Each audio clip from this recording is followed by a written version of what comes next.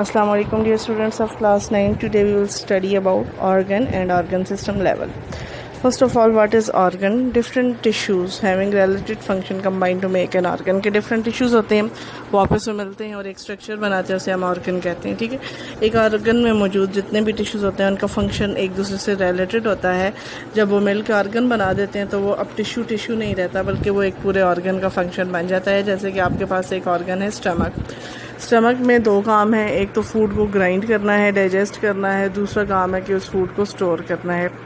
अब स्टमक में आपके पास दो टाइप ऑफ टिश्यूज़ हैं जो कि प्रेजेंट है. एक एपिथेलियल टिश्यूज़ जो क्या करेंगे, अपने अंदर से स्पेशल एंजाइम रिलीज़ करेंगे जो फूड को डाइजेस्ट कराएगा. ठीक है, डाइजेशन ऑफ प्रोटीन करेगा, डाइजेशन करेगा उसकी, और उसमें से फूड में से बैक्टीरिया को किल करेगा. तो एपिथेलियल टिश्यूज़ जो हैं वो गैस्ट्रिक जूस रिलीज़ करेंगे जो उस फूड को डाइजेस्ट करेगा. इसके बाद है मस्कुलर टिश्यूज़ क्या करते हैं, कॉन्ट्रैक्शन ऑफ स्टमक वॉल्स, यानी कि स्टमक को बार बार कॉन्ट्रैक्ट और रिलैक्स करते हैं. जैसे आप अपने हाथ की मुट्ठी बंद करके खोलते हो, इस तरह बार बार खोलने बंद करने से जो स्टमक में वॉल्स में फूड पड़ा हुआ है वो ग्राइंड होगा. ठीक है, और टिश्यूज़ इसी तरह अपना फंक्शन करेंगे जो कि कलेक्टिवली एक ऑर्गन यानी कि स्टमक का फंक्शन बन जाएगा. ऑर्गन के बाद अगला है ऑर्गन सिस्टम.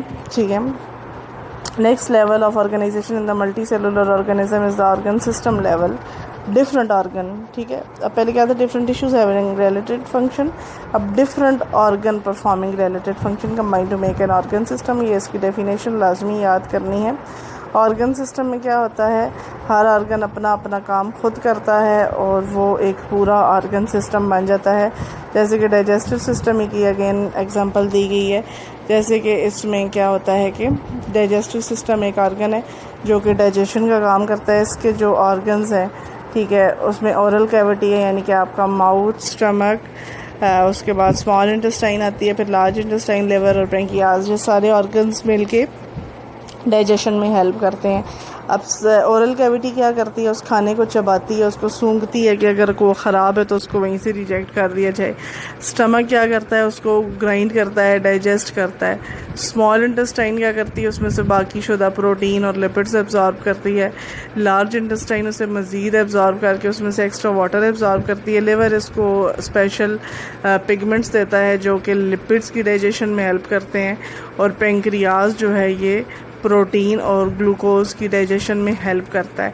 अब ये सारों का काम क्या है, डाइजेशन करवाना. अब इन्होंने मिलके एक पूरा सिस्टम बना दिया जिसे हम ऑर्गन सिस्टम कहेंगे. ऑर्गन सिस्टम लेवल जो है वो प्लांट्स में ज़रा कम कम्प्लेक्स है, जैसे कि रूट सिस्टम. ठीक है, as compare to animal. This is due to greater range of function of activities in animals than in plant. अब ऑर्गन सिस्टम जो प्लांट्स में लेस कम्प्लिकेटेड क्यों है, क्योंकि प्लांट्स का सिस्टम इतना ज़्यादा कॉम्प्लिकेटेड नहीं है, लेकिन जो एनिमल्स हैं उनमें फंक्शन ज़्यादा हैं, तो इससे उनका जो सिस्टम है वो बहुत ज़्यादा कॉम्प्लिकेटेड है. नेक्स्ट आपके पास आता है इंडिविजुअल लेवल. इंडिविजुअल लेवल क्या है कि डिफरेंट ऑर्गन और ऑर्गन सिस्टम आपस में मिलते हैं और वो एक पूरा ऑर्गेनिज्म बना देते हैं. ठीक है, the function, processes and activities of various organ and organ system are coordinated. कि अब जिस तरह आप हैं, एक ऑर्गेनिज्म है, आपके अंदर ये सारे फंक्शन आपस में कोऑर्डिनेटेड हैं. जैसे कि रिस्पिरेटरी सिस्टम, डाइजेस्टिव सिस्टम और सेंट्रल नर्वस सिस्टम है आपका, एक्सक्रीटरी सिस्टम है, यूरिनरी सिस्टम है, रिप्रोडक्टिव सिस्टम है. इन सब का एक दूसरे के साथ गहरा ताल्लुक़ होता है. जैसे कि अगर आप कोई फिज़िकल एक्टिविटी कर रहे हो, अपने एक्सरसाइज कर रहे हो, तो उसमें आप अपना कौन सा सिस्टम यूज़ कर रहे हो, एक्सरसाइज करते हुए मस्कुलर सिस्टम. अब काम कौन कर रहे हैं, बॉडी के मसल्स. फूलती क्या है, साथ सांस, यानी कि मस्कुलर टिश्यूज़ पे जब एक्सर्शन आई तो साथ रिस्पिरेटरी सिस्टम ने उसकी हेल्प की, साथ डाइजेस्टिव सिस्टम उसकी हेल्प करेगा. ठीक है, तो इसी तरह सारे फंक्शन एक दूसरे के साथ कोऑर्डिनेटेड होते हैं. When a man is engaged in continuous and hard exercise, not only his muscles are working, but there is increase in the rate of respiration and heartbeat. यानी कि साथ रेस्पिरेटरी सिस्टम और सर्कुलेटरी सिस्टम भी active होया हुआ है. This accelerated rate of respiration and heartbeat supplies more oxygen and food. अब सांस क्यों फूलती है जी, ताकि मसल्स को ज़्यादा फूड मिले, ज़्यादा ऑक्सीजन मिले, ताकि वो अपना जो काम कर रहे हैं उसको करते रहें. ठीक है, तो इसी तरह जब आपको प्यास लगती है तो आपके किडनीज से मैसेज जाता है ब्रेन को, यानी कि यूरिनरी सिस्टम का ताल्लुक किसके साथ है? नर्वस सिस्टम के साथ। वो हमारे ब्रेन को मैसेज भेजेगा कि आप प्यास लगी हुई है तो उठ के पानी पी लें। उसके बाद है जी population level. Biologist extend their studies to the population level, ठीक है। कि इसके बाद आता है जी आपका population level, where this study interaction among the member of the same species. अब इसकी डेफिनेशन है पॉपुलेशन की,